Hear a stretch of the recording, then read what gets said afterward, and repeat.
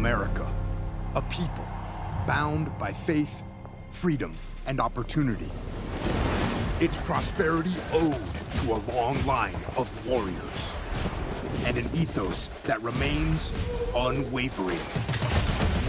Our warfighters stand on the shoulders of giants who have taught us to fight and win.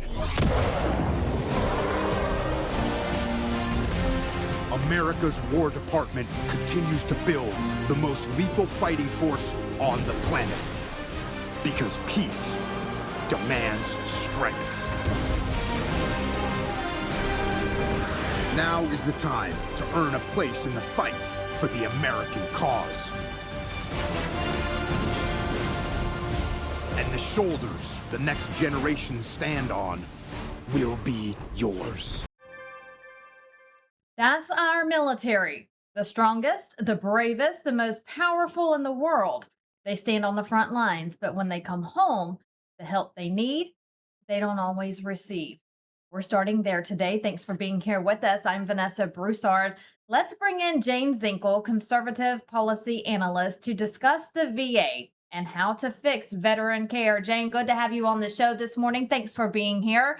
You know, veterans have struggled for a long time, and I hear complaints from our veterans that it keeps taking months, even years for them to get any sort of help. What is the main problem that you're seeing going on with the VA?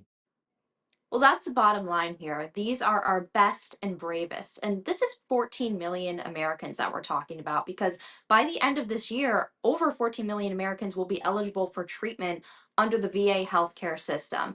And they're coming home with incredibly complex medical issues, PTSD, exposure related illnesses, traumatic brain injury. And when they transition from the DoD to the VA, you would think that their records are just readily available, but that's not the case. There is currently not a clear, streamlined, coordinated process in place between those two entities, which many are incredibly shocked to learn. I mean, you think it's just common sense that if a veteran's active duty or when they transition to veteran status, their health care and their records would remain the same. But that's what the Trump administration is trying to change. The Trump administration is ushering in a new era of healthcare for our veterans by establishing one united healthcare record system for our veterans.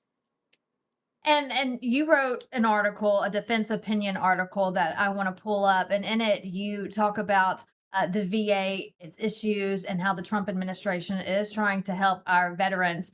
These long wait times, is it because of staffing shortages? Are wait times improving at all? I know there's an older system that they use. The Trump administration is wanting to modernize, I guess you could say, the system to try to get them better care faster. What's the problem behind the scenes? So the system that's currently in place is called Vista, and that has been in place since the late 1970s, early 1980s, if you can believe it. And in some parts of the country, especially in rural areas, this system still operates using paper records, which, if you compare that to just the average everyday technology that most Americans are using with AI integration, that is just in the Stone Age in comparison. And so, what this is not just another government IT project. This is a complete overhaul, it's a complete modernization effort that to change the reality of healthcare for millions of veterans across this country. And the thing about the Vista system is while there was a lot of room for, personalization depending on what clinic the veteran would go to, there was a lack of coordination. And that's really key here because it shouldn't matter if a veteran is getting treatment in Florida or North Carolina or South Carolina, they should receive the same level of care no matter where they are in the United States of America.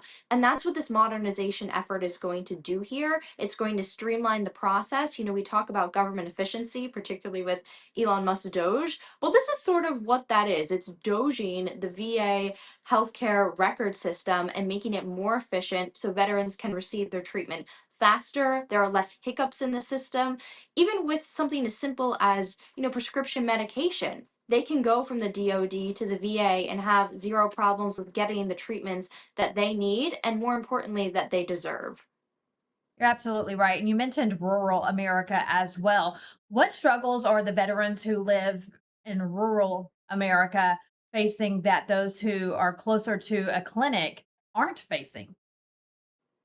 Right. So again, these records are just simply in the Stone Age. So a veteran could have served his whole life, served his whole military career. He could then retire, become a veteran, enter the VA system, and all of a sudden, all his records are gone simply because he lives in a rural area that's far from a clinic that offers real modernization because they're unable to access those records. And so that creates a major hurdle. And, we're in a situation, and it's incredibly unfortunate, that over 17 veterans a day are taking their own lives. And that is a major failure on the VA's part, on, as our country as a whole. And we need to fix that. We need to fix veteran suicide rates. We need to fix veteran homelessness. And a large part of that has to do with better health care and helping veterans navigate the system that is incredibly complex. The wait times for treatments, often because of these record delays, are increased dramatically. Making sure that our veterans are getting the right treatments becomes a hurdle too, because again, these records, there is a major barrier and there's this bureaucracy that's between these clinics and the DoD. And it's all about repairing that. It's about making the system more efficient. It's about making things quicker, and it's about changing the quality of care for our veterans. You're absolutely right. And to think, Jane, that this goes back to the 1980s. You're absolutely right. Stone Age. It's hard to fathom that here we are in 2026 and we're using a system from the 80s for our veterans. Mental health is one of the biggest, like you mentioned, issues facing our veterans. One of the largest ongoing challenges, you mentioned PTSD, they have depression, anxiety, substance abuse, and unfortunately, some have suicidal thoughts as well, and they're taking their lives every single day. And I just feel that we need to, and I know you agree, and so do our viewers, have help for these veterans the minute they step foot on our homeland after they are back from serving overseas. This is just unacceptable.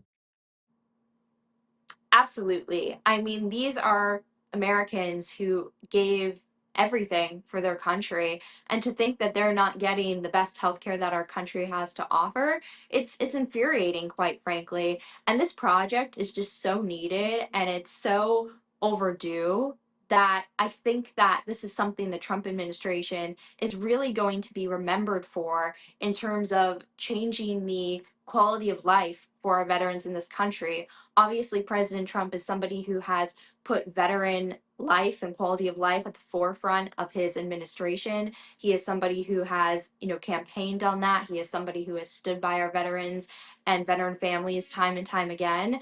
And this is just another one of those components of that. The electronic health record system is, again, more than just a transformation of our healthcare system. It's affecting real lives and it's making real tangible change, and change that's so greatly needed. I mean, if a veteran even has allergies or they just need very, very basic treatment, the fact that they're going to different clinics across the country and receiving different outcomes in terms of the treatment that they are able to get is a failure. And that's what's changing here. It's going to become a streamlined, united process. We've already saw successful rollouts in Michigan. There's going to be new rollouts in Kentucky, Ohio, and Alaska. And if this project continues on the trajectory that it's currently on, as soon as 2031, we could see this across the country, because the issue that we're facing right now, again, is with the VISTA system, the healthcare varies so much from clinic to clinic. And this is going to be a united front where no matter where you go in the United States, you're going to get the same high quality of treatment, and there's not going to be a problem in locating your health records. Jane, are you seeing a timeline for all of America? It's great to hear that this is already rolling out successfully in several states. What about the rest of the states? Well, listen, there has been many hurdles in getting this out there, and that's because this is such a large scale project. You know, as I said, this is by the end of this year, 14 million Americans that we're talking about. It's one of the largest healthcare project overhauls that we've seen in United States history. And so this was originally thought about back in 2009. And there were so many bureaucratic hurdles to get over that the project was sort of abandoned until 2018 when Oracle Health took it over. And that's when we really started to see tangible change here. And that's when we really started to see success. And so, as long as we continue on this pathway, and I think with President Trump and this administration's, help and guidance, we are going to get there because this is the golden age that we're living in after all. This is the golden age of the Trump era. I think that this is a very promising trajectory, and we should see this really roll out more and more as the next few years go on till it's across the whole entire United States. That's wonderful to hear. Great news to report there for our veterans. I want to direct everyone to your website to follow you. You are an analyst on different policy, and we appreciate the work that you do, not only fighting for our veterans, but all of Americans. Tell us how people can follow you. You can follow me on social media on X at Jane Zirkle. You can also follow me on Instagram and Facebook at Jane Zirkle. All right. Jane, thank you so much for coming on, fighting for veteran healthcare in America. We appreciate you. Thank you so much for having me.